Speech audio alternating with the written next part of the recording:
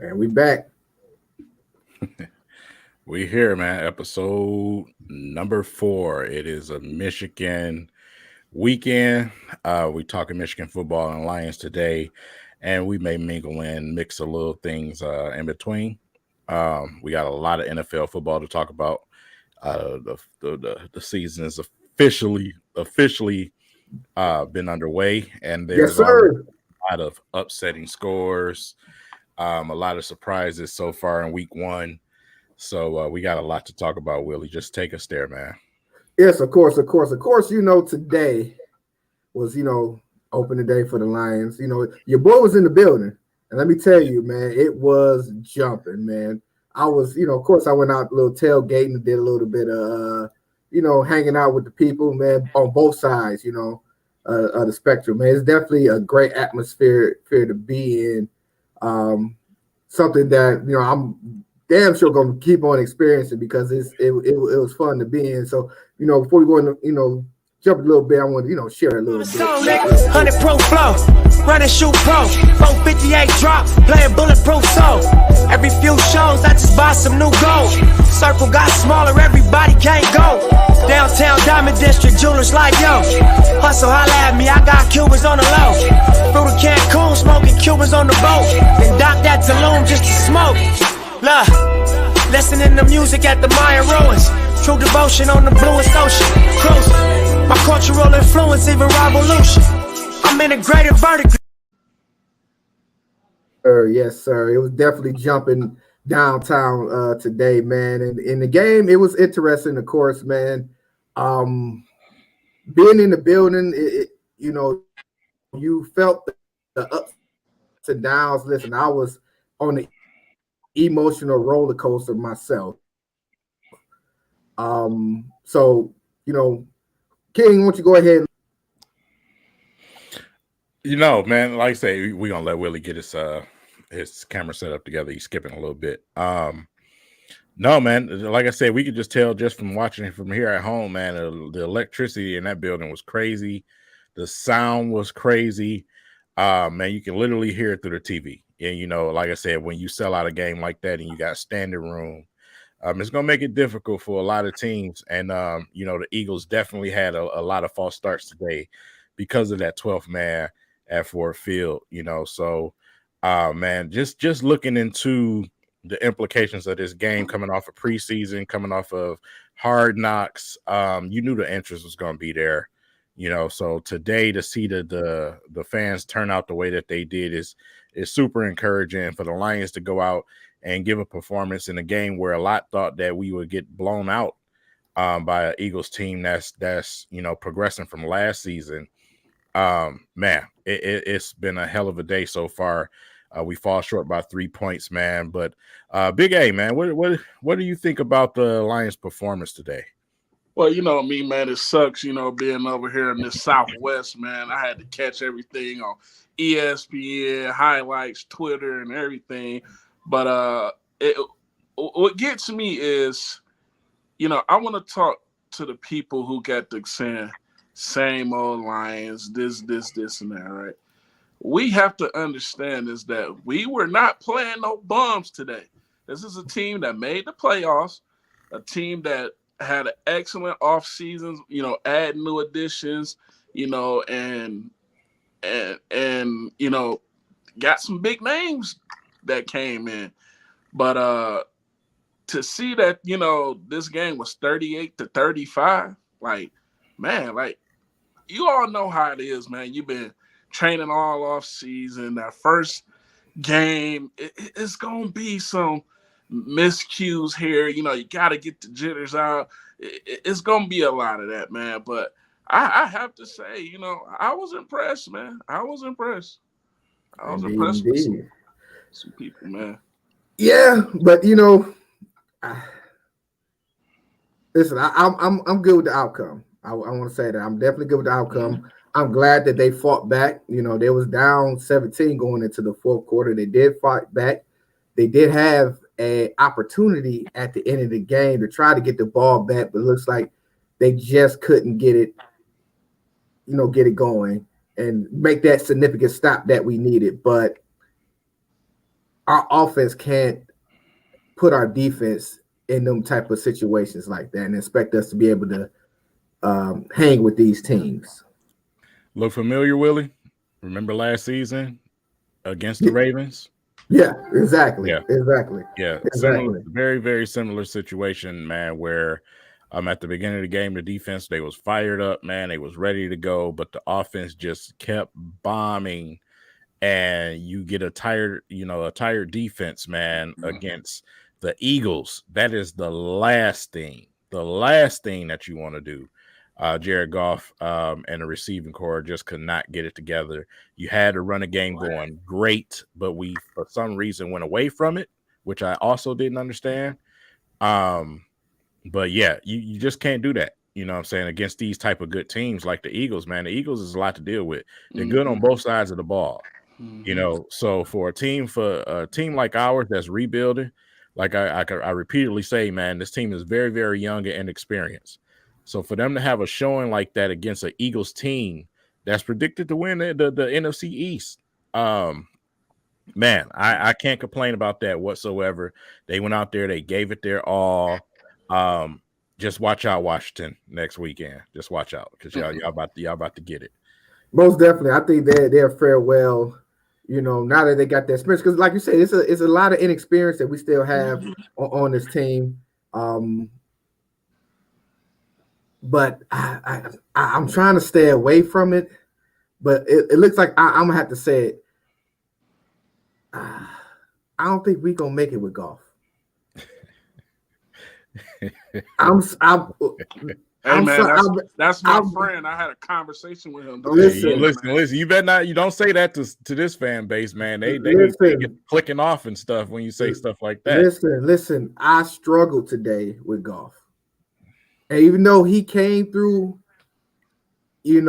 came back, I will say, the first half really wasn't going his way. But if we gonna get to that next level, I don't think we could do it with Goff, man. He just frustrates me with the lack of, athleticism for one, and being able to stretch the field. It's like it was a lot of dink and dunk that he continues to do. Like we called him the check down king. He's steady.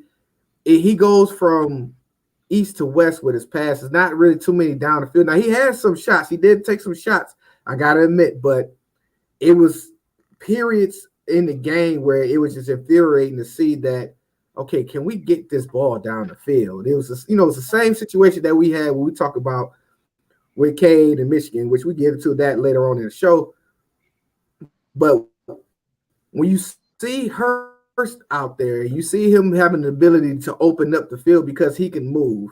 And then we go back to, what we got. And you see that as soon as he gets a little rattled, he's checking down. I don't know, man. It kind of, I threw a couple of F-bombs at him when I was out there at the field today. And it just, I'm trying to stay away from it. I'm trying to stay positive. Maybe just the first game, but I don't know, man. I had that feeling today. Yeah. I'm going to let him live, man, simply because it's week 1. You know what I'm saying? Like I said, we've seen quarterbacks around the league play like dirt. I mean, absolute dirt, man. Joe Burrow, 4 interceptions a day. Aaron Rodgers was atrocious today. Like I said, it's week 1, new receivers on the roster. Got to get some chemistry with those guys. So you did see it kind of build in the second half, to be honest. Chark definitely came alive. But I think it was a lot of first game jitter drops that you've seen out there. Amon-Ra St. Brown, Chark, Reynolds, those guys are not going to be dropping footballs like that this season. We all know that. So first game jitters, a lot of electric energy in that building, trying to run before you catch the ball, just excitement. So we'll see game 2. Game 2, we have to go out and we need to dominate Washington. That's just if we have issues on the offensive end against Washington, then I'm concerned.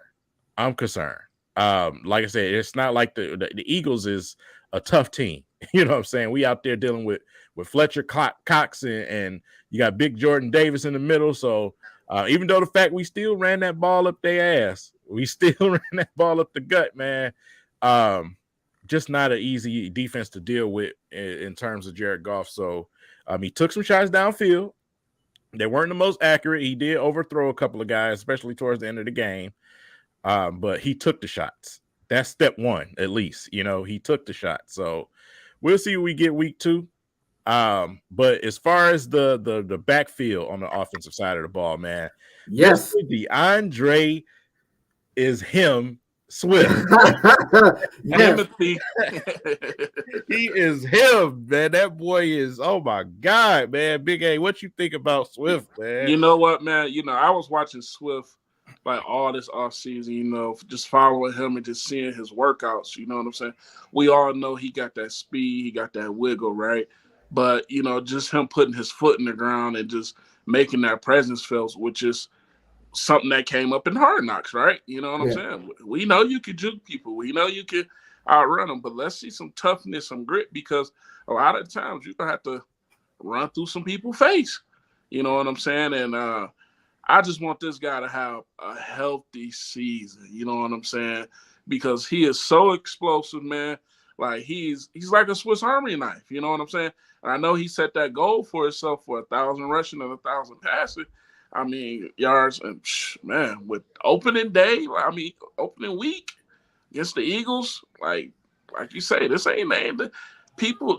Listen, the Eagles ain't no pushovers, man. Yeah, but when he broke that long run in that first quarter, you should have seen how the arena reacted. It was something that we haven't seen. We haven't really seen too many of them long runs over the last several years. It's always maybe 10 there, 12 there, but long breaks. But that was another thing that frustrated me, not with just golf, but with the Detroit Lions, is why did you go away from that? The run was working and they went away. And that's where the game changed the momentum, if you notice. They abandoned it too quick. They abandoned it too quick. Like I said, I'm the type of person where I love for a team to continuously attack until you make them stop. And that's what teams tend to do to us, especially over the years. If they got something going against us, they attack it until we can try to stop it. And if we can't, then we're doomed. That's what I wanted to see from the Lions. Run the damn football up their nose until they until they can't take it no more, man. I said, it's week 1. We don't have to go out there and show we can throw the ball and spread the ball around in all in 1 week. Let's do what's working. You know what I'm saying? So I got to give them credit, though. They did wake up in the second half offensively when it came to throwing the football. So, but yeah, like I said, if it's working, man, keep going. Ground and pound. Right. You got thunder and lightning back there. Use them. Most definitely. And like I said, it was just that they got a little too far behind, and was depending on this defense to try to hold up. Now, there was a few controversial calls. Now, if you haven't noticed that, your boy Walker got kicked out the game. That was bullshit. Which they gave him 2 penalties on the same penalty, which got him out the game, which was BS. It was definitely BS. And, the crowd was going crazy on it. Listen, the refs been drinking moonshine gasoline all weekend. You know what I'm saying? We most definitely gonna get on these zebras this weekend, man. Hey, one thing I noticed was lit up social media, and then me and King, we talked. What's up with this onside kick? Oh, I was talking to King on the phone. He even said this. He said, if the Lions lose this game, that onside kick is gonna be the blame. Well, what's your thoughts? He said people was gonna be coming to say, he shouldn't have did the onside kick. You give it to him first, Willie. You was there. I might be a little bit long-winded, so you go. Of course, we know the percentages of recovering the onside kick is very minimal. Trying to catch him off guard, which what they were trying to do, we know that that's what they were going for, to try to catch him off guard. It looked okay, but then, like you said, with us struggling to stop them, which I know the reason why they tried to do the onside kicks because we were struggling to stop them, but to give them half the field, it was a questionable call, and it didn't work in our favor. And not like you said, that is one of the reasons. One of the reasons why we lost was because not only did they recover the onside kick, but they scored. Listen, I get what y'all saying about the pick six. Sure, fine. But bro, that onside kick was I mean, that was just it was bad, bro. I don't know, man. That pick six was that was ugly. I mean, yeah, people like I said, you still can win games when quarterbacks throw interceptions. Obviously, Right. That's what happens in this league. But when you're giving away points, like literally, you had no reason to give this team who's been pounding you on the ground and with their quarterback half a field when you're already struggling against them. When you didn't need to at that point, you were only down 10 points. You didn't need to. You had plenty of time left. It was bad, man. You know, I think what it is too. I think we like last year, right? You know, it was a losing season. We was pulling out the stops, right? We was doing whatever we had to do to try to win. I think it can't get caught in that mindset. This is the beginning of the year. Let's play some ball. You know what I'm saying? Like, trying to do stuff like that so early in the year, and then in a game where what irks me is, as a fellow lineman, hey man, when we punching somebody in the mouth, the running game working, I don't care what that offense on the other side. Just because they went up, don't change my game plan when I'm sitting up here mauling somebody because you're trying to hurry up and catch back up. Right. The run game was working. Hey, that's gonna get that defense time to rest. Which we talked about in this draft, but I hate to be just continuing to echo this, of why we should have been. Most definitely was a time to get a quarterback in this draft. And I'm not saying going away from Goff, but let's be honest, Goff is on the other side of his career. And we had a perfect opportunity to get a quarterback that's already in that dual threat, would have been able to sit back and learn, because listen, when you got a quarterback that can run the ball, now it's 11 on 11. You know what I'm saying? Exactly. And we seen that, and we was witness to that today, because there was, so many opportunities where we had Jalen Hurts boxed in, but because he's elusive and strong, right, he extended the plays. We couldn't get that from the outside. Even though Goff did scramble in that fourth quarter, everybody was shocked in the stands, like, oh my God, he got us some critical yards. So he did come through a little bit in clutch towards the end, but we could see that's another element that we need right now. Yeah, most definitely, man. Like I said, when you look around this entire league, we're one of those few teams that, have quarterback that cannot extend plays, man, that cannot use his legs. Even when Goff ran today, it was disastrous. I say like he was tripping over his own feet. So, but yeah, man, we got to be able to stretch plays. We got to give a different dynamic. It's part of the thing that we're going to talk about once we do get to Michigan. But Jared Goff, I mean, we know what Jared Goff is. I'm hoping that he can continue to take a step forward. But you're killing us, man. You got to go out there and make things interesting, man. Go ahead, King. I'm sorry, but can I answer it? And I think he's saying Peyton Manning did this, right? Hey, listen, at a time when Peyton Manning was in the league. Yeah, go ahead, Big A. I was about to go the same way that you going, but go ahead, Big A. I know exactly what you about to go. When Peyton Manning was in the league, he did not have 280-pound guys running 4.4s. Yeah. yeah. And it's a different era. Like I said, when Peyton Manning was dominated, you still had the Tom Brady, still had the Drew Brees, the Roethlisbergers, a lot of pocket passers that was, dominating the league. But the scheme has changed. A lot of the scheme has changed, in which there's more of a spread offense. You know, when Peyton Manning was running around, you still had big tight ends and fullbacks, staying back to block as well.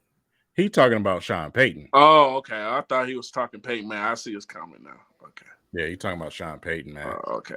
Talking about the onside kick. Yeah, but Sean Payton also had a dang bounty too. You know what I'm saying? All right. Talk about Sean Payton. Okay, I thought he was talking Peyton Manning. I'm like, come on, man. Listen. I know a lot of people don't want to hear this. We've been trying to hold on to the pocket quarterback forever, but I'm sorry, man. When you got dudes at 6'7", 280, 290, running 4.4s and 4.5s, you're gonna have to get your signal caller gonna have to be a little mobile, man. I'm just sorry. Well, speaking of guys that's 6'7" and 250 plus pounds or more, Aiden Hutchinson today. Aiden Hutchinson, especially in that first quarter, seemed like he made it a regular thing to get in the backfield with ease. Just couldn't lock in on Hurts. That it was so annoying just seeing Hurts just wiggle away, man. But when we go up against a team like Washington, I think that lands home for Hutchinson, man. So I'm looking for him this upcoming weekend, to have a pretty nice game against the Commanders. But when it comes to our defensive line in general, and what Aaron Glenn was out there dialing up, Willie, what did you see, man? What did you notice about all of those pressures, man, and what we was getting out there? I liked it. Yeah, I liked it. Also, looks like it was an emphasis on them guys getting their hands up too, because there was several batted balls that the front was taking on too. Shout out to Bryant. Yeah, Bryant, man. He balled today. Hutch, definitely had a couple of opportunities to get some sacks today, but of course, like I say, we know what we're dealing with the other side. The defensive front, if healthy, like I said, we still got a couple of pieces that's missing. We can have some depth up front finally. Yeah, we still missing the Aquaras. Yeah, we're still missing them. I'm about to say, but what is up? Nothing is like coming out.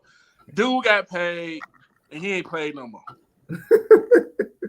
It's coming, Aaron. They just not rushing them back. You don't rush a guy back in that type of situation where you with a rebuilding team. They just want to make sure he's 100% ready to go before they put him back out there. I want to address this one right here.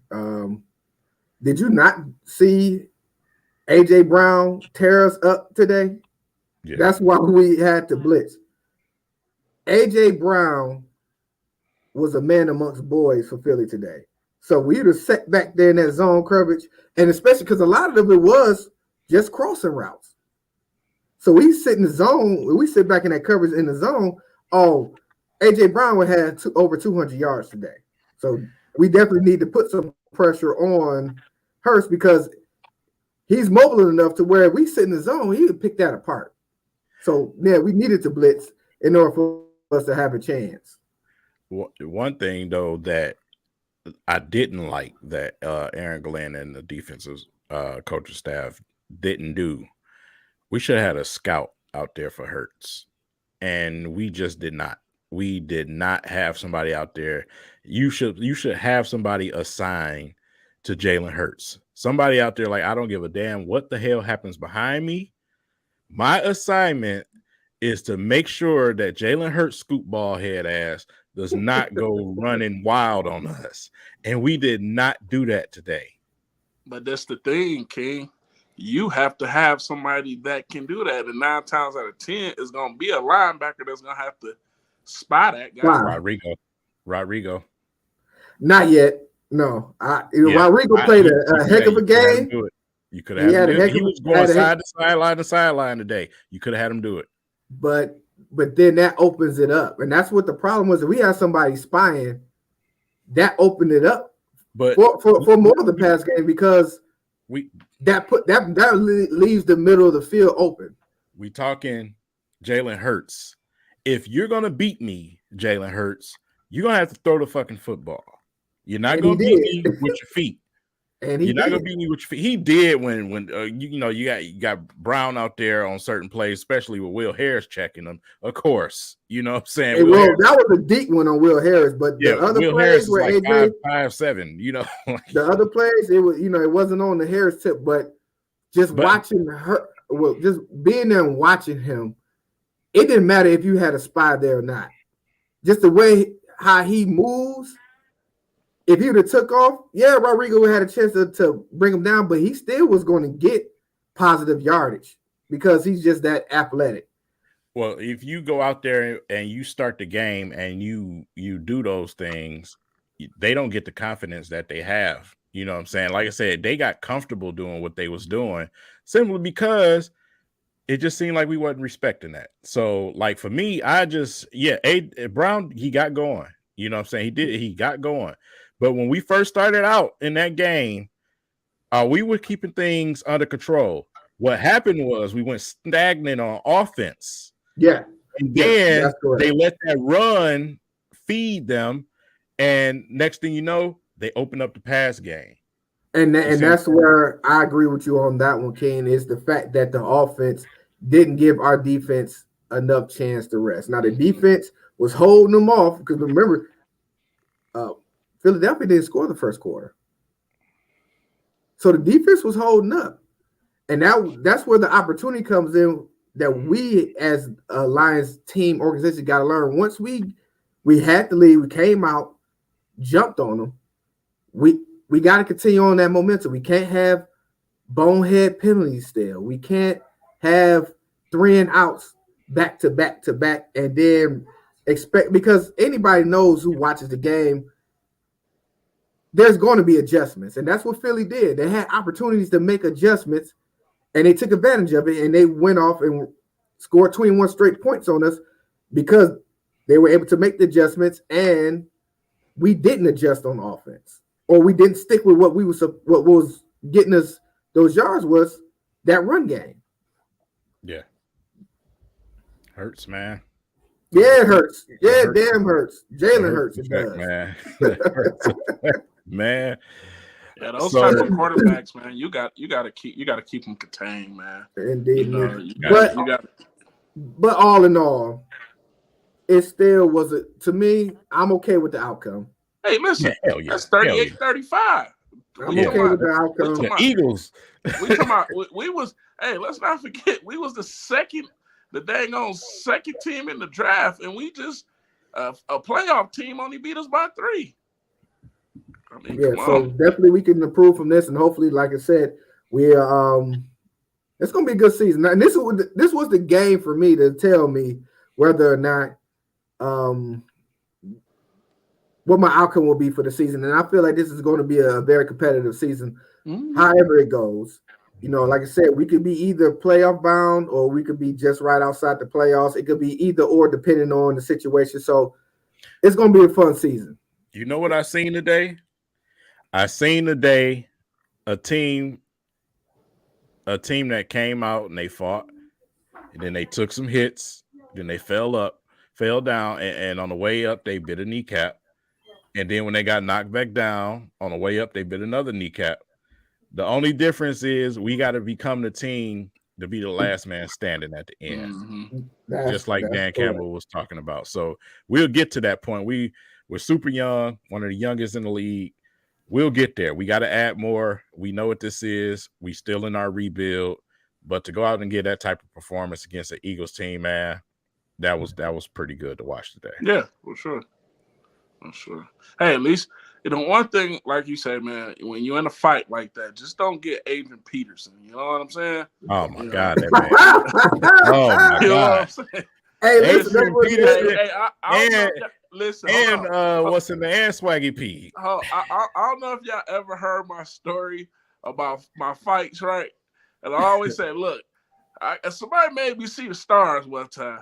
But they ain't never put me on my back pockets, man. You know what I'm saying? Man, AP saw the stars. He saw Saturn, Moon. Man.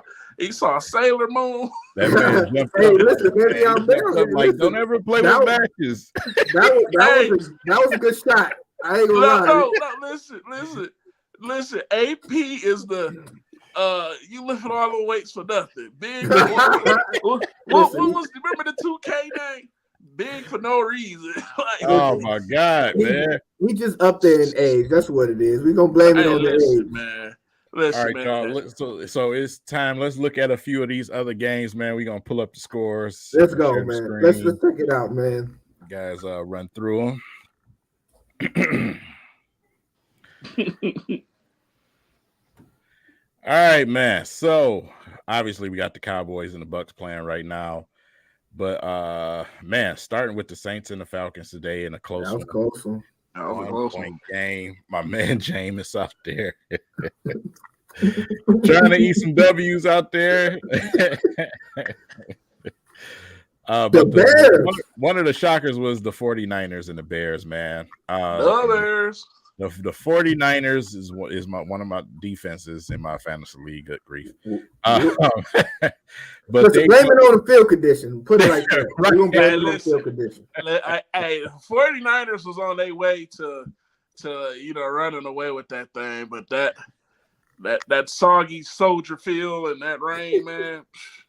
Yeah, they end up putting up 19 points straight on the 49ers to come out with a victory, man. So that was definitely something a lot of people did not expect today. Then once again, the Bengals, man, Joe Burrow having a really tough time today throwing 4 picks, but they only end up losing by 3. And they came back with it too.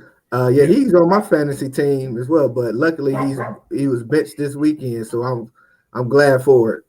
Yeah. Man, and the Steelers might have lost TJ Watt too. Oh wow, yeah. Oh man, that's not good at all. Patriots, Dolphins. Dolphins go ahead and beat the Patriots, man. Tua Tagovailoa, 1 touchdown, 270 yards. I'm not a Tua fan. I don't know about you guys. That arm is nasty. that noodle arm, man. That lefty, man. Ugh. Yeah, but Uncle Rico out there. Ravens beat the Jets. The Ravens take care of business against the Jets, man. Joe Flacco, 370 yards and 1 TD, man. 59 attempts. God, dog. That's a lot. Yeah, that's a damn lot. At his age, man, he gonna soak that arm like a pitcher, man. I had a chance to catch a little bit of this game between Team Terrible 1 and Team Terrible 2.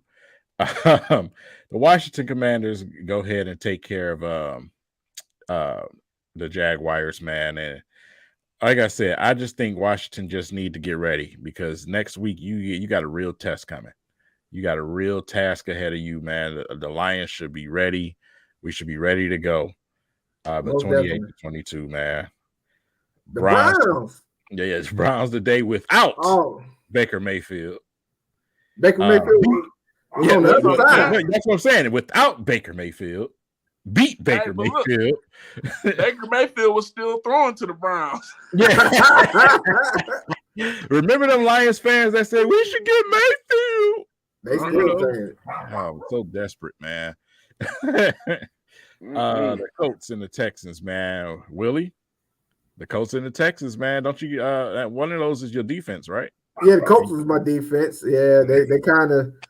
They held it down a little bit, but they also held. I got another guy on my fantasy team too, off the Colts, man, the running back. Yeah, but he still got me some boys, Jonathan Taylor. He still got over 100 yards there. Actually, it was 161. So, yeah, that helps a lot. End up tying with the Texans, man. Wow, that's nasty. That's nasty. New York won today. The Giants beat the Titans. That was another shocker today. Yeah. Kenny Galladay actually caught the ball today. That was amazing. Did he? Yeah, he did, man. And 5 catches a day. And a touchdown for Kenny Galladay. Barkley went over 100 yards for like the first time in I forgot what they said, man. He went for 160 today. Yeah, man. The Packers and Vikings. Now that's another shocker too. Now. Oh my goodness, man. The Packers was terrible out there. Aaron Rodgers was horrible out there. You know what happened to Aaron Rodgers? Pressure. They kept bringing that pressure, man. You put pressure on Aaron Rodgers. Aaron Rodgers is not a bad man, Stephen A. Smith. He's just not. But when you sit back there and you got time to pick your nose, especially like he's done with the Lions over the years, yeah, you're gonna look great. So that's just what it is, man. They ran the ball really, really well. Cook definitely came on in the second half of the game. But Jefferson and Thielen was tearing the Packers apart, man. So I was watching the second half of that game. The Chiefs, Willie. My man, Patrick Mahomey is my homie. You know, that's who I have starting in my fantasy league right now, and he gave me 5 tutties. Yes, that's my homie. All right, he gonna play a real defense one day. That's okay.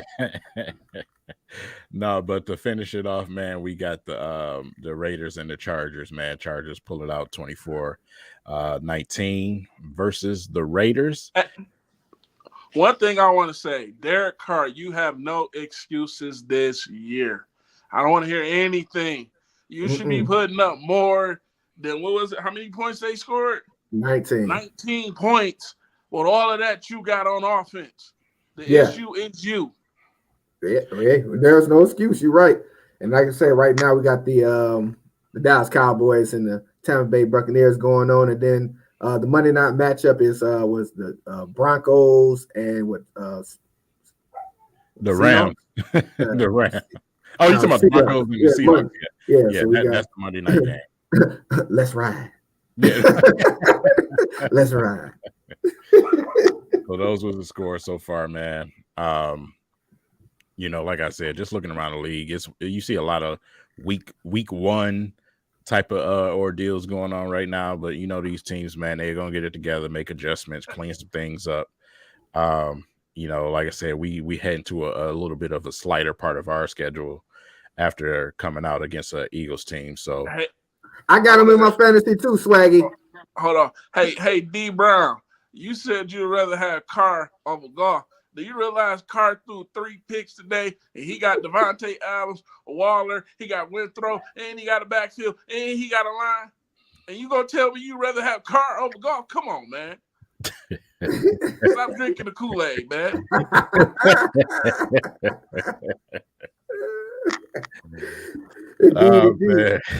Indeed. So we talk. What? Go ahead. You got something? Come on, man. Like us Lion fans, we have to cut it out, man. I mean, let's give Carr what Goff got, and let's take Goff and give him what Carr got, man. Come on, man. Like I get it, we mad at Goff, but come on, man. Carr threw 3 picks today. With all of that, we crying about one. Right. Right. Come on, man. We cried about one. So yeah, y'all talk about the pick 6 Goff took, and then you tell me you'd rather have Carr who threw 3. And listen, and they lost 19-24. So that means the defense was doing their thing, but god dang, Carr, you gonna keep handing over the ball. Come on. Well, look like we done talking NFL. Y'all know what I think we done. Listen. I think it's time for the switch up now because we gotta get into some college right now, man. Let's switch it on up. Oh,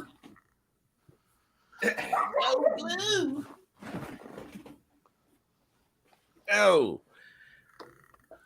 Yes, indeed. Yes, hold on. indeed. And this is another thing, D. Brown. You said, hold on, bro. You say Carr not an LA guy. He played at Fresno State. What are you talking about? Come on, man. Go Blue. Go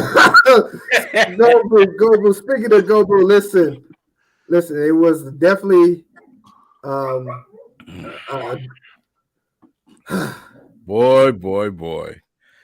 First of all, I gotta say, you know, I was there. Of course, at the night, that was my first night game. It was delayed.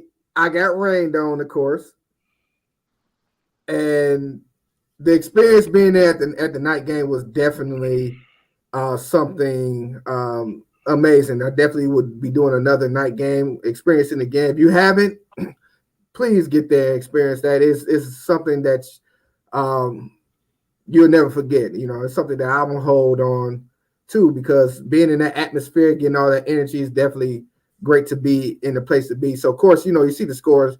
The they had no problem with Hawaii. You know, that's last week's score, of course, but they had no issue with Hawaii this game. And of course, we all know what the talk of the week was the quarterback switching up. JJ McCarthy had his opportunity to start this past weekend and took advantage of the opportunities that he got.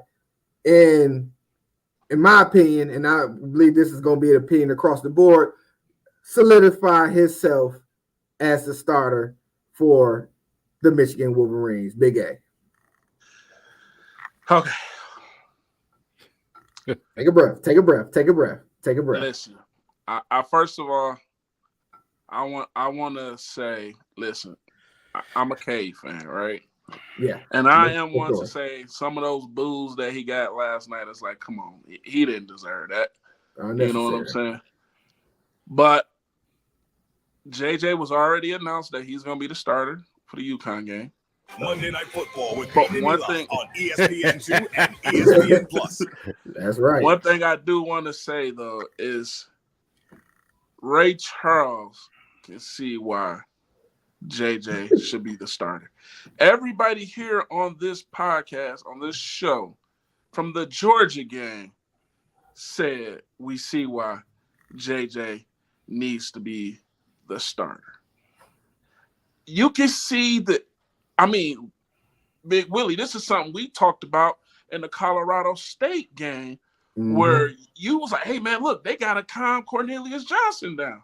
Yeah. Because of the overthrows, the underthrows, the balls where you got to try to make a miraculous catch. You know what I'm saying? And then you can see, man, King talked about this. Cornelius, when he caught that bomb, it was like he was just like this, pointing to the sky. It was like a sign of relief. Thank the heavens. Yeah, thank the heavens. The touchdown. He let it out again because we got this guy who's a threat to run. So even when you might get a little bit of pressure, he steps up in the pocket. Now the defense has to flow towards him because he has the threat to run, but he's still looking upfield. Hit Cornelius Johnson in the touchdown. And that was after the series that McNamara came in and didn't. You could tell. And mind you, listen, a lot of people's like, oh dang, why they putting JJ back in after they put Cade in? Like Jake Butt said, this is prime opportunity to see how this young man is going to run the 2-minute offense. And he did exceptionally well. Mind you, he would have been perfect. He had a 335 passing rating. The only incompletion he had was a drop by Ronnie Bell. Now, you would get some to say, hey, it's Hawaii. We know it's Hawaii. Yeah, but Cade did not play well. No. Against Hawaii. No. He didn't play nearly as well as JJ McCarthy. And let's be honest, he didn't really light it up against Colorado State. He didn't. No. So you become predictable. This one thing I want to say, right? And this is what we get it, it's Hawaii, right? But playing Hawaii, it's no difference when you're hitting your running back on the wheel route, dropping the teardrop in the bucket. That's not Hawaii. That's JJ reading the offense. Oh, my running back is on the linebacker, wheel route, drop it over the linebacker head in front of the safety. Of course, I mean, we got Don. I don't know too many running backs can make that catch. Donovan Edwards is something special. You had Dante Moore tweeting last night. Oh, JJ. Oh, and King, he deleted that tweet because a lot of people seen it. Yeah. The thing, like you said, viral. we all knew is that it's the extra element that JJ McCarthy brings to the game and brings to this team that we couldn't get with McNamara. It's kind of like going back to golf. We know what we're going to get. He's going to get you the check downs. He's going to do the little things. But that extra, element that McCarthy brings, which gives defenses trouble, is that the fact that he can run that RPO, and you have to address that. Yes. You cannot leave him, not being checked, which opens up the field for, the down the field, bombs that JJ McCarthy was throwing. That was the second play of their series was a bomb. I mean, you have to listen to this game. And like we said, we're going to hit on it again. We understand this was Hawaii. But even the announcers, everybody is saying, these are NFL throws. NFL throws. And that's what I was about to get to. Yeah, we know he can run the football. Of course, we talking RPO. But his arm is better. It's just better. You know what I'm saying? He has more arm talent. So, like I said, we've seen this guy go opposite on the one side of the field and throw off his back leg to the other side of the field for a touchdown. You know what I'm saying? So, like I said, man, I needed to see JJ McCarthy out there in a starting position and starting situation. And he went out there and he showed his ass, just like we thought he would. Like I said, it would have been perfect if Bell didn't drop that ball, but man, he was everything we thought he should be. And K he hasn't been over the last 2 games. He just has not been that. Yeah. It goes back to the Georgia game though. Yeah. And that's the thing what people got to understand, right? It's like, okay, we won the Big Ten championship, right? We're looking past that. We're not that team up there in East Lansing that only worry about beating one team a year and they happy with that. We looking at bigger things. Shots fired. You know what I'm saying? We looking at bigger things. You know what I'm saying? So we got to understand, and which we talked about this. It's on to the next. It's not a Big Ten champion. We looking at a national championship, and we got to understand. As much as I love K, but we saw what he does with speed, even in the Hawaii game when they got pressure on him, he just took the sack. Yeah. It was like, and then my thing about it also, which we also talked about, is his deep ball. Like, even on that throw that he threw the pick, it wasn't no oomph to it. None. Like, when JJ was letting that thing go, he was catching these guys in stride. You know what I'm saying? Look at the bullet he threw. The bullet he threw to Ronnie Bell for the touchdown. I mean, you can hear that through the TV. You know what I'm saying? So, like I said, it's just a different dynamic, man. He changes things. You've seen it, like you said, in the Georgia game. There's no way in my mind you're going to tell me that we lose to MSU last year with JJ at quarterback. There's no way you're going to tell me that. So, like I said, man, I just want to continue to see him get an opportunity and outright prove that he's that guy. But he is special, and like I said, a blind man can see that. That man, that boy is special. 0-16. Me, Big Willie, and King talked about this right here. You got these receivers that's looking at this game. Like I say, Dante Moore tweeted that. He's an Oregon commit. Why he's not tweeting about Oregon games? Because they lost. You know what I'm saying? So it's like you gotta. I'm not. Man. I'm not. Go ahead. No. I'm not.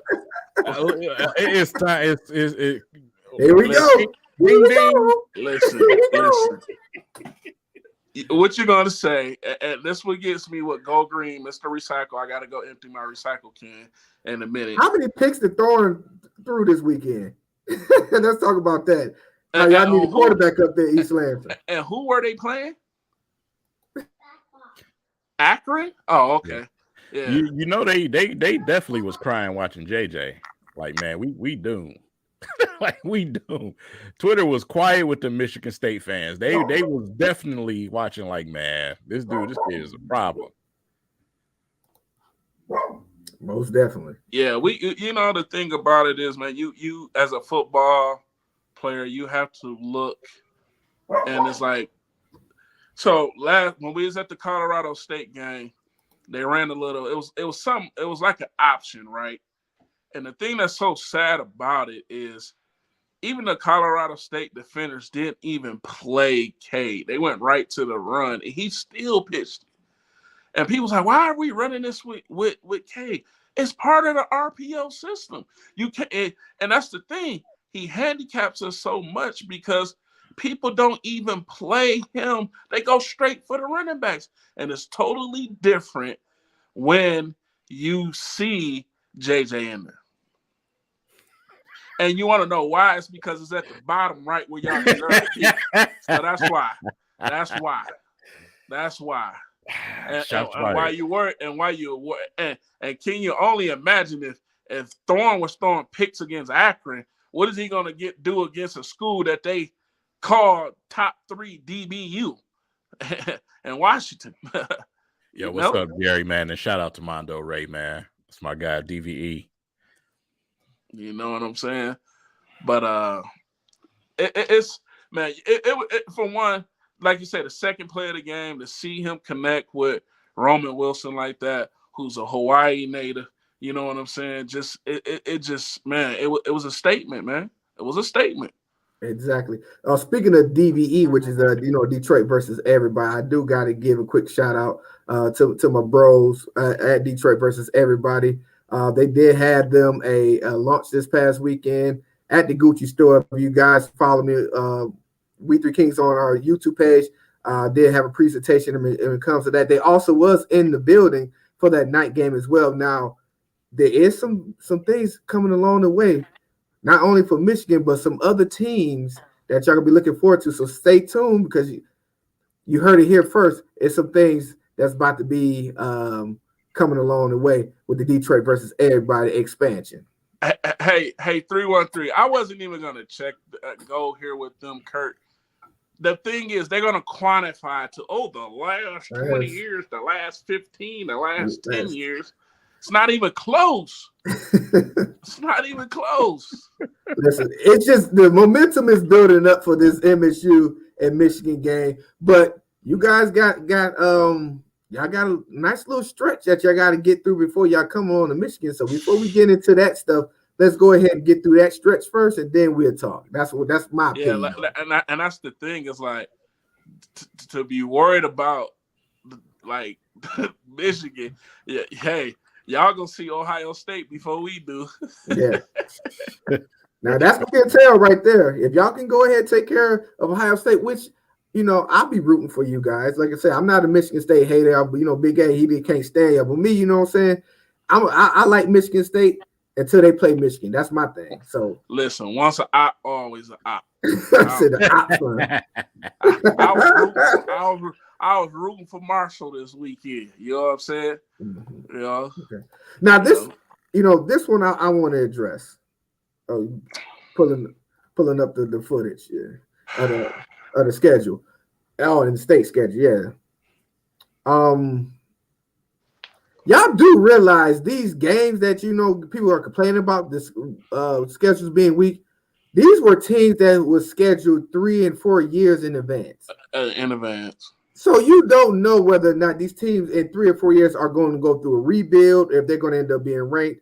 So yeah, we on the other side of the coin, we did have a weak schedule going into this season. So yeah, we definitely want to take advantage of that. But it's not like it's a yearly thing that you go out there and pick your teams and be like, okay, this is how our schedule going to be. This is 3 or 4 years down the line that these teams are being picked. And unfortunately, yeah, we got a weak schedule. But what we also got to remember though, Michigan is the only team through each year that plays Ohio State, Michigan State, Penn State, either or Wisconsin or Iowa every year. The other top teams only play like 2 out of that 4, or maybe. Now, mind you, we wouldn't have a weak schedule if weak ass Notre Dame wouldn't have opted out either. Now let's talk about that. Right. Weak ass Notre Dame, how they just got their asses whooped by Marshall this weekend, but they ran scared from us playing in the beginning of the season. Now look at them. weak ass Notre Dame. Now they are op to me. I don't like them. They've been an op to me since Jerome Bettis went there. Yeah. Well, let's talk about the defensive side of the ball, man. Yes, indeed. Been a lot of oozing going on. I know Big A, man, there's a specific player on that defensive line, man. You just been loving watching out there. Tell us about it. You know what? It's been like we spoke about. It's the collective, man. Yeah. And I'm loving it because you're not seeing where it's coming from. One guy that I picked, which me and Big Willie was talking about, which was I felt was going to take that next step and have a splash, was Rayshon Benny. He got a sack last night. He got a sack, and like just the constant pressure that we're getting up front. You can name at least 8 to 9 guys. What other teams is doing that? Now we didn't have as many sacks that we had the last game, but the reason for that because we had so many 3 and outs. They didn't, he had time to get a sack. Listen, when the quarterback out there playing bingo and 500, it ain't nothing you can do with that. You know what I'm saying? It was balls. He was just literally getting rid of them, man. When after Harrell hit him, he was like, "Oh no, this is what the NFL felt like." He's like, "I'm getting rid of this ball." He's like, "I'm getting rid of this, man." So yeah, we ain't had a sacks, but that's one of them games where those guys are just trying to survive, man. They just trying to get out of there healthy. And that's the main thing was we knew that this game there wasn't going to be any push whatsoever. But to get out of the game, like you said, get out the game healthy, get these guys, especially on the offensive side with JJ, to get them out there to be able to stretch the field and get their legs going in the right direction and get that momentum is definitely going to carry over to the next game and carry on to the season. So we definitely looking forward to, these upcoming games, not just for Michigan, but in the whole NCAA, because this past weekend was crazy with upsets. And it also started with an almost upset, which I know everybody should have been tuned into this game, was that Texas and Alabama game. Man, Alabama's come on now. They listen.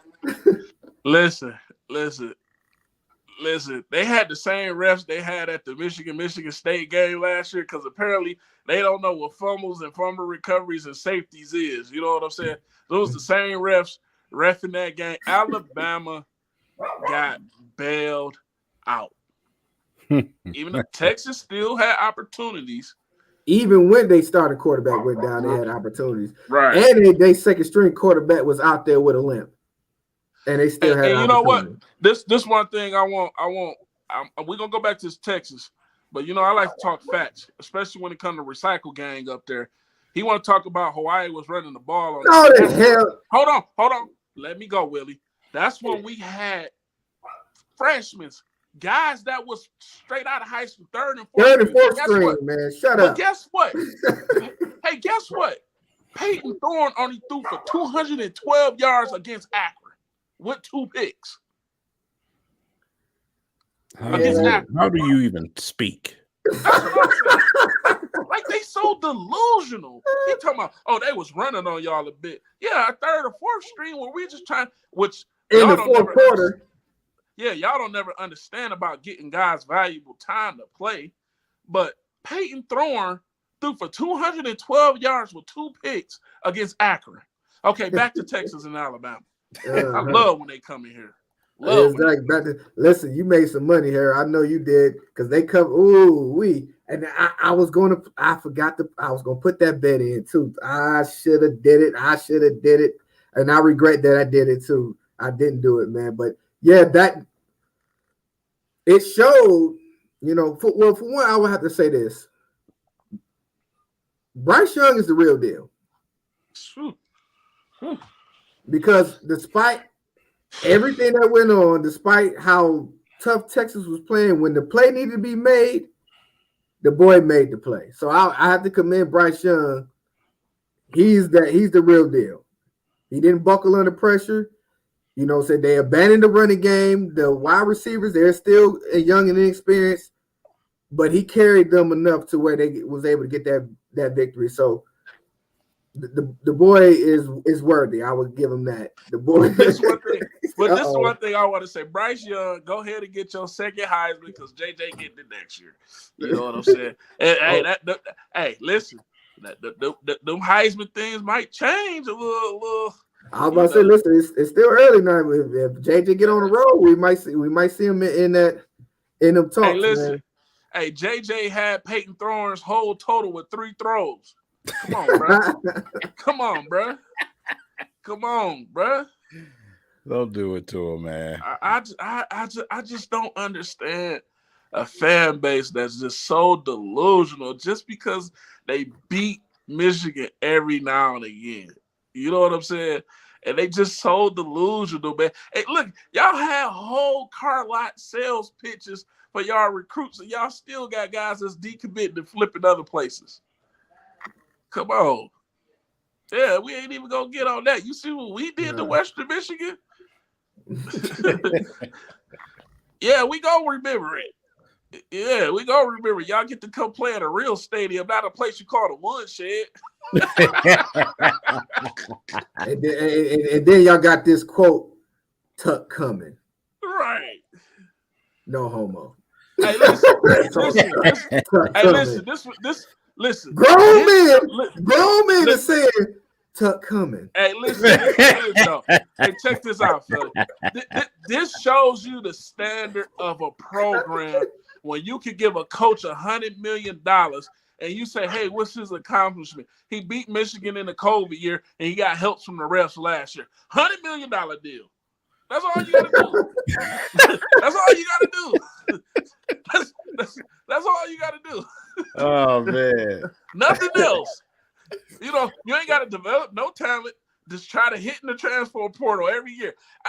Hey, listen, one thing I do gotta give Tuck, he one of the smoothest hustlers I know. Because he done hustled the heck out of them. And trouble is arising. Watch, Michigan gonna hang 50 on them boys. Watch. Ooh-wee. We look forward to that. Now, there's also you got to address this too. Scott Frost being let go from Nebraska. He deserved to be let go. So tell us why, Big A. Listen, they paid Georgia Southern $1.4 million to come play in that game, and you lose. I wish I would pay somebody $1.5 million.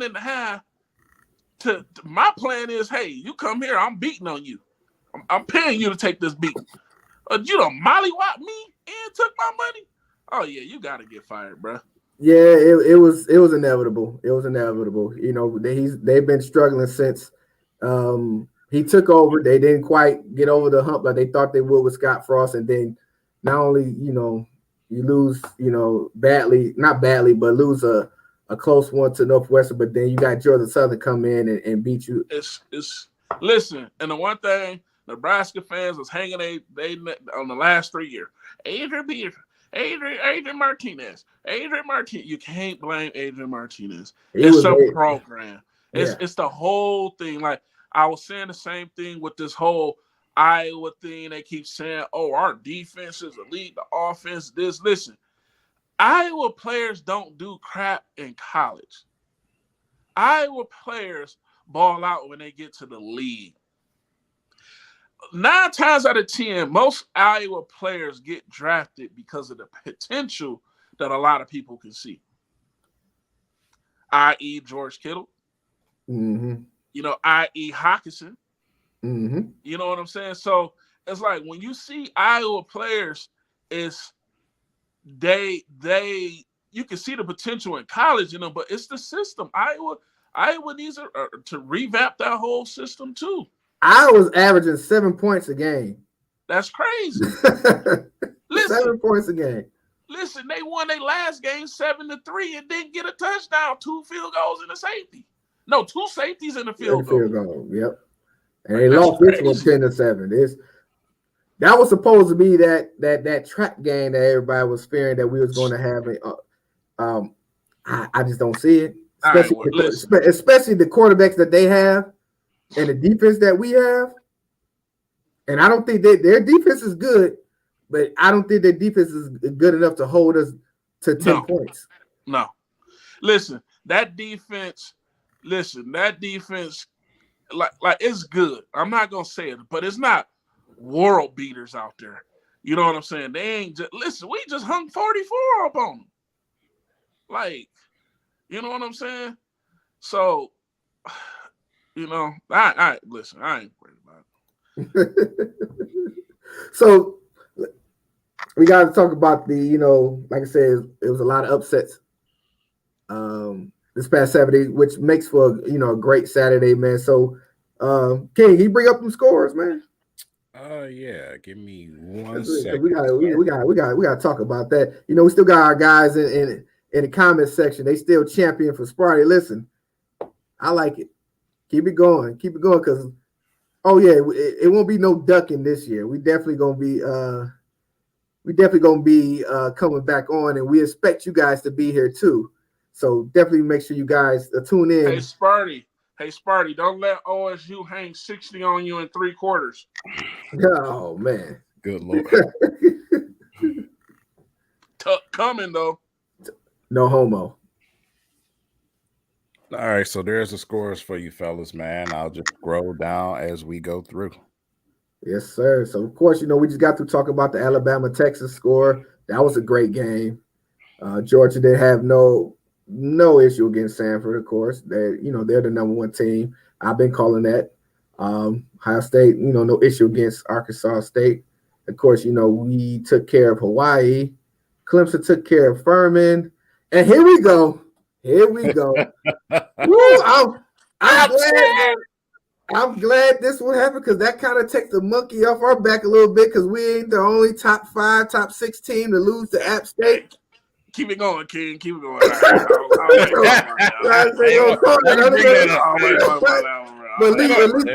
At least that's off our back. So, you know, hey, look, King. I gotta admit, listen, this one thing about me, I ain't delusional like the daggone recycle game. You know, up there at East Lansing. You know, me and Big Willie was talking, right? And he like, man, App State beating Texas A&M, dude. I was like, Big Willie, we can't say shit. We can't talk about that, bro. listen, I'm just glad it's somebody else now, so we can get that little money off our back. All right. So of course, you know, Oklahoma took care of Kent State. Then we had Marshall going into Notre Dame and taking care of them, you know, busters, custers over there. Hey, listen, see, this one thing about Marcus Freeman. You talked a good game, brother. And the thing about it, you are a heck of a recruiter, but it's a different viewpoint when you're sitting at that head coaching table. You know what I'm saying? You know, they're gonna constantly overhype Notre Dame. They got to. They gonna get it. Notre Dame and like Marshall, I love what Marshall head coach said. Listen, Notre Dame is gonna get the hype because of the prestige. Yes, this was exactly. The Marshall head coach said. He said, but guess what? Prestige don't win you games. Yeah. And I love the story with that running back, Kayvon Labrum, right? You know, he was out of football for about 1.5 years. You know, he was a 5-star running back when he came out. And I want to say he committed to LSU, ran into some issues or whatever. But them boys hit that field and was like, we don't care who Notre Dame is. You know what I'm saying? So most definitely. So of course, another upset, BYU taking care of Baylor. You know, man. A lot of folks had Baylor in that college football playoff. Yeah. USC took care of Stanford. Listen, I don't know what Hippie Dust they was smoking, but it's going to be 2 SEC teams and 2 Big Ten teams, and I think we already know who them going to be. That's what it's looking like. It's guaranteed. And the only thing that's going to be green is the turf. USC jumped on Stanford. You know, they doing big leaps in the rankings now. Oklahoma State took care of Arizona State. We see that. Kentucky upset Florida just right after Florida had upset Utah last week. Hey, listen, you know the thing about that Florida game, right? I was giving Richardson his props, man. That boy threw a ball on the run, like 25 yards, put it on the rope. Yeah. He's gonna have to learn how to when to turn that velocity now, because as a guy who also played a little bit of quarterback, I hate to say you can if somebody 5 yards in front of you, man, you can't throw it 100 miles, even though the receivers can catch it. You know what I'm saying? But he gonna have to learn when to turn that velocity down, man. But I wouldn't mind seeing him in Lions jersey. Shout out to Nomus J. What's going on, Nomus? What's up, Nom? Long time no hear from Nomus. All right, so we got Utah beating Southern Utah. Michigan State beat Akron, of course. Then we got moving along. Got Miami beating Southern Miss. Arkansas taking care of South Carolina. Hey, but one thing I do want before you don't move along before recycle game, right? It was 14-0 going into the third quarter of that Akron game. Yeah. Yep. Follow the arrow. Indeed. Listen, I won't mind, Josh. I wouldn't mind this one either. I won't mind that either. But carry on. Let's see. Tennessee beat Pittsburgh. That was a that was a good game. That was a definitely good game. NC State beat Charleston Southern. Washington State. Oh, that's an upset. Washington State beating Wisconsin, which Wisconsin was picked. And this is a story behind this game, and that's why I say, it don't matter who you play, you got to line up. The head coach of Wisconsin grew up in Wisconsin. He's a Wisconsin kid. I want to say he might have played for Wisconsin, but I know he's from there. You know what I'm saying? And to bring his team to his hometown, he talked about as a kid sneaking into Camp Randall and all of that stuff, right? And to bring his team, man, he has so many relatives at the game. To bring Washington State down there, and they held Braylon, that stud running back of Wisconsin, they held him in check, man. Indeed. Another issue is the key factors to the game. Washington State has a quarterback that can extend plays. Wisconsin has a quarterback that like to try to sit in the pocket. And that was the difference in those games. Indeed, man. Shout out to Joshua, man, for the $5 donation. We appreciate you. Indeed. Sir. You guys want to go ahead and address this question? Well, top of my board right now is Richardson from Florida. I like the way he's looking. Of course, Bryce Young would be nice, but I don't see us being in that position to get him quite yet. Right now, it's still too early in the season to see who emerges. Like I say, I like Caleb Williams. I think he's a big talent as well. But it's still early. I gotta see some more guys going out there playing to see, who I would like, the Lions to pick up on. What I want to see, because this is the thing, right? When Caleb Williams was at Oklahoma, he can get a little turnover happy too, And right now over there at USC, he hasn't really ran into too much opposition. You know what I'm saying? Which he won't. The Pac-12 is not as Well, go ahead, Big A. Yeah, but Bryce Young, I said it again. Give him the Heisman now, unless JJ might creep up in there. You know what I'm saying? But Bryce Young showed you why it's levels to quarterback. He showed you that. Most definitely. But that's here near there. I don't know what where the Lions will be at, but if they're in that, in that regards, definitely those are, it's gonna be some quality guys that's coming out that we can definitely start looking to groom, because like I said, for me, I just feel like the writing's on the wall with Goff after this season. I pray that they don't extend him. He's gonna get extended, bro. He's gonna get extended. But Goff got to throw 30 picks for him not to get. He gonna get extended, bro, because he's gonna be that bridge to that next quarterback. Yes, indeed. But we look forward to it. But yeah, this past weekend was a great weekend, man. And also Texas Tech upset Houston too.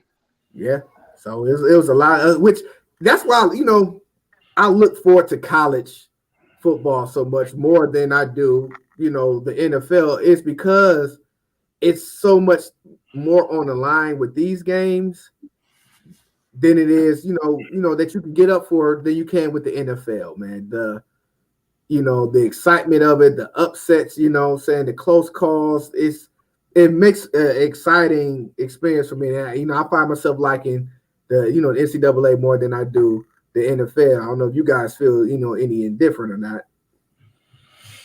Yeah, definitely from a watcher standpoint, man. But what we do for content creation is obviously a little bit easier to keep up with 32 teams. College is a more wider scale. So, like I said, but watching college football, just the atmosphere, period. I can get down with that. Definitely can. So, look forward to next week.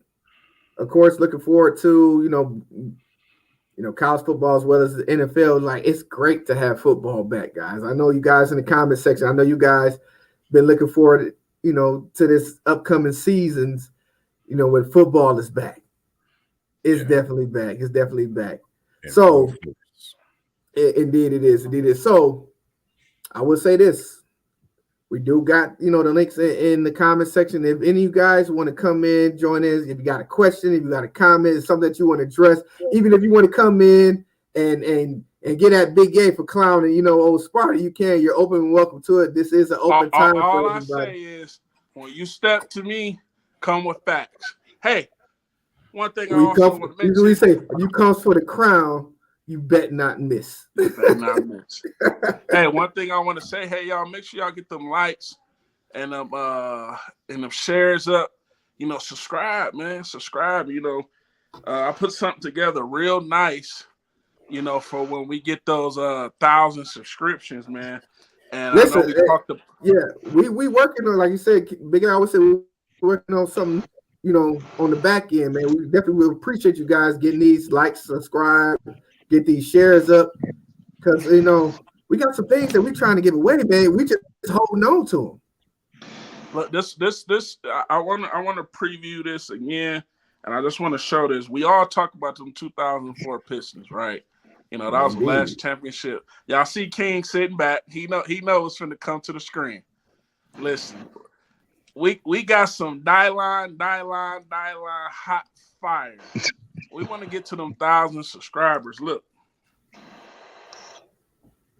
Chauncey Billups autograph. Why are you looking at the list to address this comment right here? Hold on. Rip Hamilton autograph. Tayshaun Prince autograph rookie card. Rasheed Wallace 7 out of 10. There's only 10 of these made. To a lot of people that know about the card game, Rasheed Wallace just started doing autographs. He didn't really do them like that, so his stuff is very rare.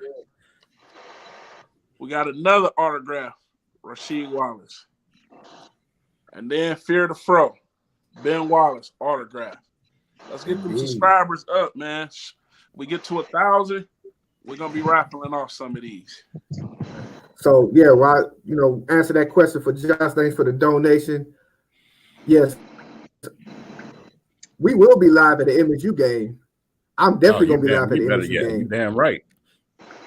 When they play Michigan this year. So, I will for sure be in the building live for that MSU Michigan game. And if you're going to be there, let me know. Listen, the way my probation set up, I can't be,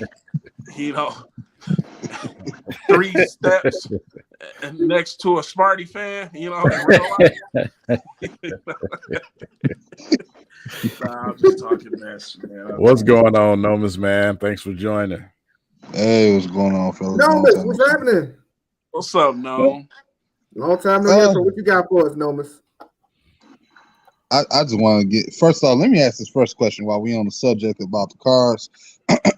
King, where's my stuff at, man? Hey, see, listen, man. Listen, Nom, you went and caught, you know what? You ain't heard from you in forever. I'm gonna get my black gloves. Come on now. Bro, you don't even live that far, man. I can give you your stuff, man. Like I said, you ain't been around. Yeah, I know, man. It ain't been my fault. Look,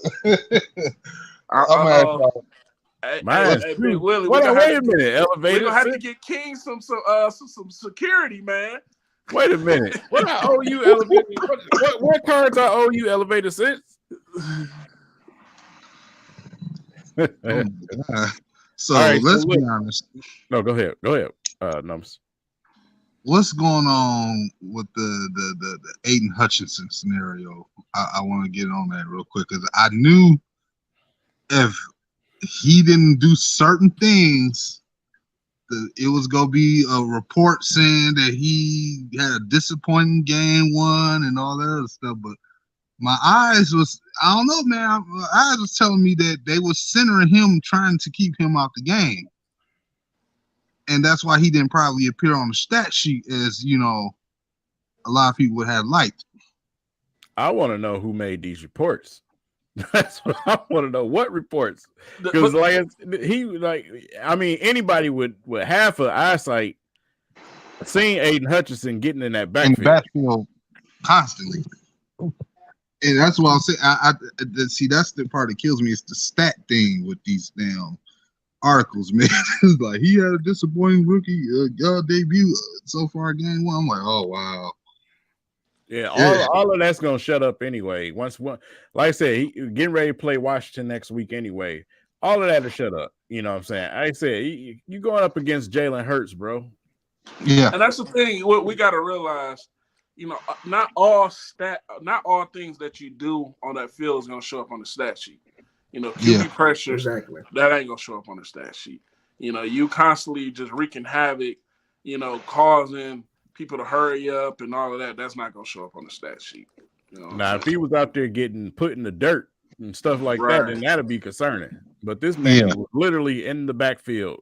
I mean, just rushing, just powering through dudes. You know what I'm saying? So, and the other thing I took from it, like, this was one of the top 3 offensive lines in the league. On top of that, they every team they know who our hot guy is. They know we want to get him on. So they're like, well, okay, we go game plan to get this guy as covered up as much as possible. That's why the other guys was able to get in on the tackles because she was shielding from them. They was breaking their one-on-one. They was getting open to make tackles. And it's not like they threw. It's not like they threw the hell out of the football. I'm talking about the Eagles.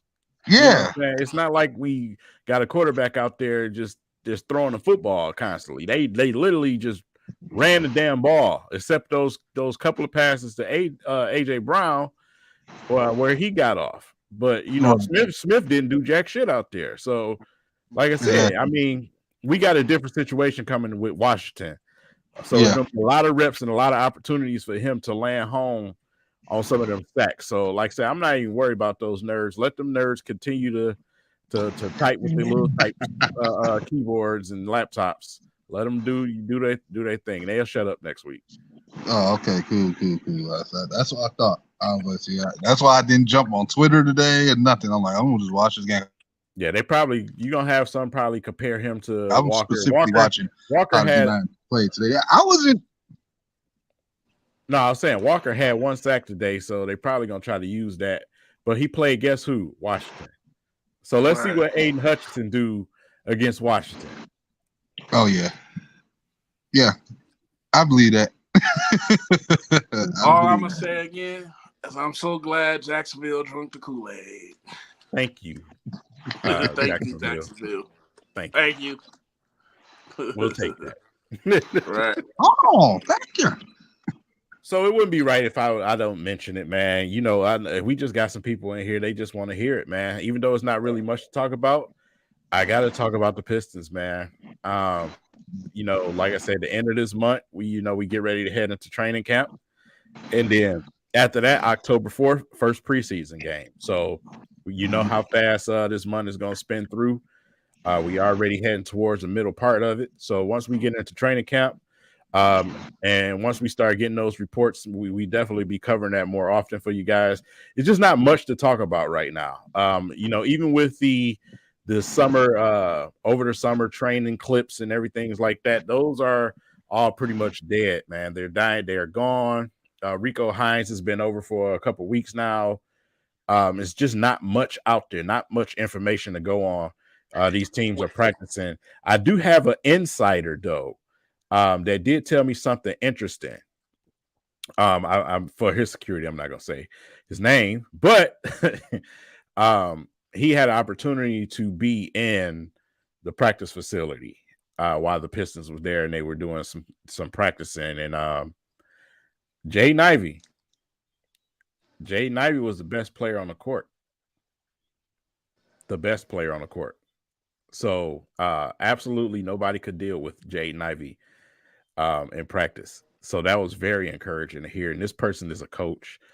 I'm not gonna say who he coaches for, but yeah, Jaden Ivey was given everybody the business. That's what I heard. So that's interesting, man. So training camp is going to be something significant. What's going on? Get to that, King. We did have that to talk about. Statement jerseys, man. Go ahead. Hey, I'm gonna go ahead and pull them up real quick. Yeah. To me, I just feel like the Pistons are finally listening to the fan base. You know, we wanted innovative things. You know, a lot of people were saying, you know, a lot of us, I know me, King, Big Willie, we couldn't wait for the teal. Then we got the teal. Then you still had those saying, oh, man, you know, what about the regular colors, the red and the blue and you know that? Then they hit you with the statement jerseys. It's like they one step ahead. They listening to the fan base. I like them. So I'm gonna go ahead and share the screen real quick and pull this up. Yeah, I think they're pretty nice, man. You look good, you play good, man. I'm glad you said that, Big A, because they have been listening to the fans. That's where the arrival of the teal jerseys come from, and that's where the arrival of this jersey comes from. So I'm gonna play the clip. I'm probably sure a lot of you guys heard it. Man, we are so tired. I mean, it's time to ramp it up. We rebuilding. We need some new jerseys. We need some more vivid colors, man. We here for Detroit. Give us some dog at black and blue. I don't know, to give us something. I am one of the biggest fans. My name is Coach Hart. Hey, who do I need to talk to? Call me back. Today, tomorrow. Call me back. I'm ready. Call me back. And that was the video clip that the Pistons played in tribute to the jersey. So what do I think about the jersey? First and foremost, the colors. It's refreshing to see some black added into the jersey. Also, the two understripes, they represent the bad boy era. If you go back and look at some of the bad boys warm-ups and some of the stuff they wore back then, they had the understripes under their jerseys. So me personally, I like the jersey, especially from not just from a Pistons basketball standpoint, but as a person who wear clothes. That jersey is hitting, man. That jersey is hitting, man. Like I said, it's gonna be fun trying to match that up. You know what I'm saying, with different outfits and shoes and things like that. But the jersey, like I said, once we see it on the court, man, I think a lot of people are gonna start to fall in love with it. It's some iffy people. You got some old school people that's just like same old stuff over and over. Oh, what about the red, white, and blue? And they're like, you know, you got that crowd or whatever jump in the lake. But we're gonna enjoy those jerseys, man. I'm going to get my pair of black Air Force Ones now. So, you know, like I said, man, they definitely bringing the energy with the jerseys, man, and some of the things they switching up with this team. You know, the just the basketball courts alone, the things they're doing inside the arena is one thing that a lot of people don't talk about. The you know, adjustments they're making inside of the arena, some of the things they switching up, they taking out rows of seats, putting bars and things like that down on the floor to give, you know, some of the top fans the best experience that they possibly can. And that's what you want to see. You want to see growth, not only with the team, but also with the stadium, man. So what they're doing is so unique. And I just don't think a lot of the Pistons fans are appreciating it, man. If you're in the city and you have an opportunity to go to a Pistons game, please make it your business to get down there, man. Because it's a hell of an experience. And I can't even imagine what we about to experience this upcoming season, man, because the excitement is just the same. It's just the same, just like the Lions. Right now, we just seen them sell out, but I can guarantee you it's going to be a lot of sold out games in the future. And it's gonna be tough getting in the Little Caesars Arena, man. You can just already hear the buzz. And We Three Kings is definitely gonna be in the building a lot more this year, just to let y'all know. Of course. Hey King, show them that sack we got, man. No homo. Hey, Elevated Sense, that's James Gibson, King. He said we owe him a K rookie card. We'll take you for your word. We'll get it to you, James. Oh, you talking about one of these? Oh yeah, I got a bunch of these for you. Yeah, one of them. I got a bunch of these for you. A bunch of these sitting up front right here. You know, one of them. Let's see. We got this K. We got that K. We got one of these Ks and these Ks here. We got all type of Ks. Which K do you want? We got you, James. But no, I also got some Evan Mobley's, man. Some Jalen Greens. I mean, listen. I think 0-16. I even got we owe him a Jalen Green. Okay, we got the rookie of the year, the false rookie of the year, right here too. So, but yeah, we got them, man. We got them cards, and we also been passing them out. I showed you guys a video last stream that we've been passing some things out at games, and we're going to continue to do that. So when we're in the building, man, expect us to pass out some cards. Here you go. What? Jalen Green, man, I still ain't ran into you. 0-16. You supposed to be at the Michigan You were game. supposed to run into us at the Michigan game. You could have got that autograph, Aiden Hutchinson, but somebody else got it. You know we had something waiting for you. Yeah. Yeah, at the Michigan game, we gave away an autograph Aiden Hutchinson, autograph Hassan Haskins, autograph David Ajabo. We gave away an autograph Dax Hill. We gave away a Charles Woodson rookie. He was in his Michigan jersey, you know. So, hey, if y'all see any one of us, man, just don't be shy. Say hi, man. Make sure you follow and subscribe, man. We're going to have a little something for you. Yeah, I tell you all the time, man. Just hit the like button, subscribe, man. But also share this video on Twitter, share it on Facebook, wherever, so we can get the word out there. You want a Drake London card? Okay. Hey, we got them too. Yeah, we got an autograph one too. Yep, there you go. Get them subscribers up.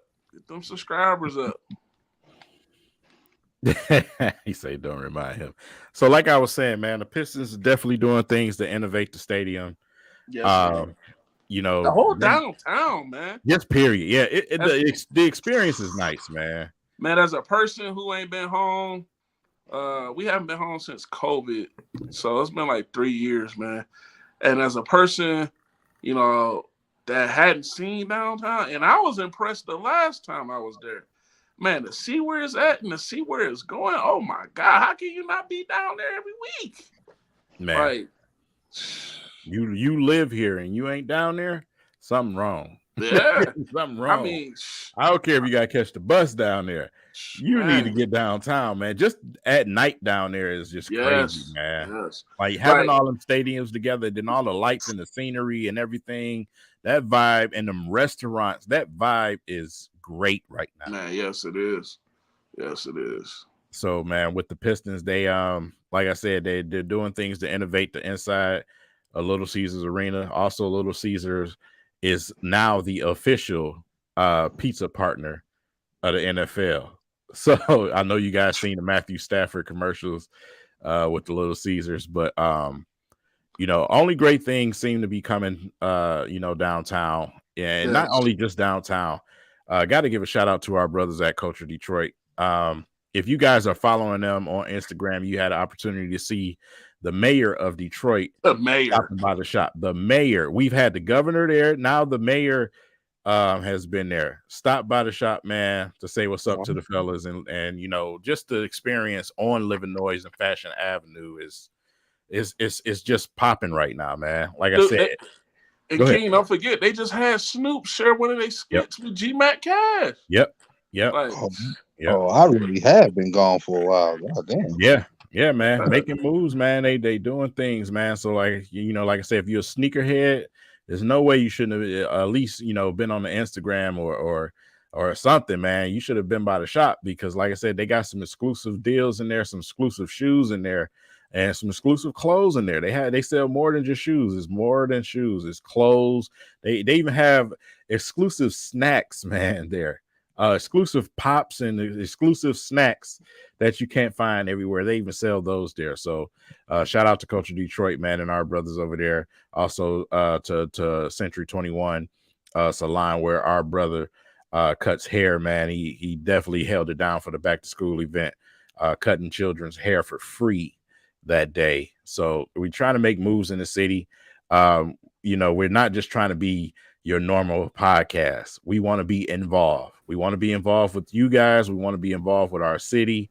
We want to make an impact and put our imprint on our city, man, and on our fan bases. That's the difference with We Three Kings, man. So you guys need to take advantage, man. Take hold of and pay attention to what we trying to do. Listen, I will be down at the Lions game next week. So if you guys is gonna be tailgating, you guys is gonna be down there. We on Twitter, we on TikTok, we on Instagram, we on every platform. We look at it all. So if you guys is down there, send us a shout out. I will come around. I walked around that whole area today, man. It was so fun. Listen, I was interacting with not only with the Lions fans, but the Philadelphia Eagles fans. And to be honest, they was a little more hyped than we were, to be honest with you. Hey, Big Willie and King, I remember one thing we said we're going to start doing is we're going to post where we sitting at too. But hey, I want to also give Big Willie a shout out, y'all. He finally paid up. You know what I'm saying? I got them Kentucky dunks out of my boy. Go ahead and remind them what the bet was. You come on. You think I would have got the shoe not to take him back down memory lane? So if a lot of y'all remember, for a lot of y'all, hey, they look nice right there, don't they? If a lot of y'all remember, me and Big Willie, we had this debate where King was being the referee, because he liked to throw a little bait in between me and Big Willie and watch us fight over it, like we freaking bull masters or something. You know what I'm saying? So King started this where, we got to talking about, and also Big Willie got to eat some Culture Detroit, That's where he got it. Our bet was. So King started this, the best quarterback in the draft talk. And, that was enough for me and Big Willie to get the going, right? So Big Willie was saying that Malik Willis was going to be the first quarterback off the board. I say, you got to be out of your living mind. He is not. I was confident. I was like, it's going to be Kenny Pickett. I thought he was going to go to the Panthers, right? And your boy, Big A, I'm going to be honest. We was watching it live. I was sweating. Dude. I said, I was like, man, because, it was the talks all about Malik Willis going to the Steelers. But one thing me and Big Willie didn't take into account, Kenny Pickett is the hometown kid. Pittsburgh just didn't think Kenny Pickett was going to be there. Right. Exactly. So it was definitely a fun bet, man. The reason why I took it on, it wasn't, how this draft goes, and that's what I was. That's what I was getting at. Is listen, I was making it. I was going out on a limb to say that he might be the first one to come off the board. But to be honest with you, the way he was looking in the preseason, he possibly. Hey, just one thing I didn't let you know, Big Willie, and I know you remember this, King. A lot of people don't know when dunks first came out, right? A lot of people was not getting dunks. A lot of people was not. And guess what my first pair of dunks was? Right here. That is crazy. That is crazy how this shoe came back to me. And I'm taking all bets from now on with Big Willie. And I already told Culture, if somebody lose a bet to me, you bet not give them a deal. So it don't hurt. Listen, I'm gonna get a deal regardless, because that's family. I would say my bet don't hurt him as much because he went in there and he got a deal. And you can too if you go on there and say We Three Kings sent you. The That's a address fact. 19326 Livernois, right off of 7 Mile. Go in there and holler at our bros, tell them We Three Kings sent you. If you guys are into the dunks, if you're into the Jays, if you into, they got some exclusives in there as well. If you're into the Kanye thing, go in there, check them out, man. It's definitely it's up there. Yeah. Well, fellas, if you got anything else, go right ahead, man. I think we hit Yeah. everything today. That's something. Yeah. For sure. I'm looking question for you. forward to next week. Yeah. All Hey, right, I quick promise y'all. Listen, get these subscribers up. Please We got do. some heat, man. We got some stuff.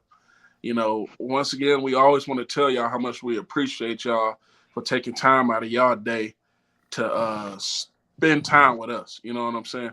We done been on here almost 2 hours. You know what I'm saying? And we appreciate y'all coming to kick it with us because Indeed. what a lot of people don't understand, it's a lot of work that go in behind these shows and these podcasts. You know, we over here, we just not people that's sitting on the couch. Like we out there. We're out there. You know, like I said, I got to come home and we most definitely lined it up. We're going to a Michigan game. If it was a Pistons game going on, we would have been down there too. If it was a Lions game going on, we would have been down there too. But come kick it with us. You know, the one thing we love to see is people, you know, that recognize us, and we also love just putting smiles on people's faces. Some of them cards we passed out, people like, dang, I'd have never got a chance to get something like that. And all they got is just subscribing to us, kicking it with us. You ain't gonna find too many shows like this. And I'm hoping they get the subscriptions up too, because I got some tickets I'm trying to give away. I got some tickets I'm trying to give away. Man, I tell y'all don't know the half, bro. We trying to make some moves. We're trying to do some things. Y'all done seen my ugly mug 3 times today. This is my 3rd stream today, and I went to work this morning. Y'all better appreciate it. Oh yeah, your eyes closing. Well, I do got one quick question. There we go. What y'all think happening this year with college basketball, specifically Michigan? Man. Okay. I got you. Go ahead, big Matter of fact, We Three Kings gonna be in the building when Michigan play Eastern Michigan down there at Little Caesars Arena. We're gonna talk on that. You know, they got Imani Bates, that's over there. Listen, I have been one to say I'm tired of these transfer point guards. This is Juwan Howard last year doing the transfer point guard thing for me. See, you gonna have to start talking to him. Yeah. I know he like 6'10", you know what I'm saying? But I Michigan, I know we put a lot of expectations on them last year, and it was because we was counting on some guys. Brandon Johnson, who's transferred now, so Big Willie ain't got to cuss at his TV, screaming Brandon Johnson's name. If you walk past his room door, you think something going on. But Michigan will most definitely have a step forward this year. I'm saying that. It's going to be a better year. I want to see Hunter Dickinson getting off the floor. I need to see that. I need him more dominant down low, and I need better play out of that backcourt. That's what I need. All right. And let's what the word I'm trying to say, the guys that we are recruiting, let's build them up. Because we can't I want to be like Recycle Gang. I'm tired of this transfer portal. Like, it ain't all good. You know what I'm saying? Let's train these guys up. Most definitely. I just look forward to it. Right now I'm not at the point where I'm making a prediction just yet. I would say by next month, once I look more into seeing what these teams looking like, not only Michigan but the Big Ten as across the NCAA, then I'll go ahead and let y'all know how I feel about it. But definitely gonna be looking forward to it. Like Big A say, we will be down at Little Caesars Arena when they do come out to play. Also plan on checking out a few games down at the Crisis Center as well. So, like I said, we're gonna be all over the place, man. I enjoy it. Listen, I'm tired. I'm gonna tell you right, I am tired because from last night hanging out in the rain at the big house to getting up this morning and You hanging did have out a double downtown. weekend. Dang. Yeah, your boy was out there, and I was looking for everybody. And I keep tweeting it out too. Where y'all at? But nobody said anyone to answer your boy, man. Listen, I'm looking for y'all. So if y'all out there, let me know, man. I'm gonna come kick it with you, man. I had some fun. Listen, I had more fun kicking with the Philadelphia Eagles fans out there tailgating than I did my regular fans, man. They listen, once they cooked up that dreams and nightmares, it was on and popping. I'm telling you, I was out there gigging with them too. I think I got a little video of it too. I'm gonna check in my camera roll. It was definitely fun. You had your shirt on, right?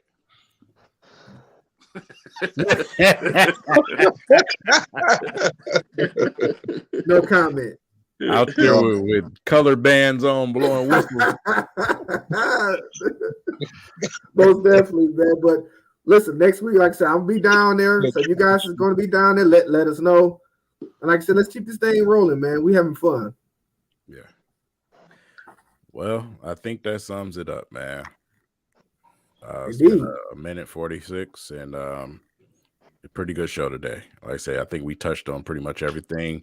Next weekend should be very, very interesting, man. So, like I said, we inching closer to Pistons training camp and preseason. So, things are definitely about to get a lot more live around here. Y'all got to make sure y'all here. And one more dig before I go, because I wouldn't be Big A. What? If Peyton Thorne threw 2 picks against Akron, you can double that against Washington. Oh, God, man. Double that against Washington. And with that said, we out. We 3 Kings is out, baby.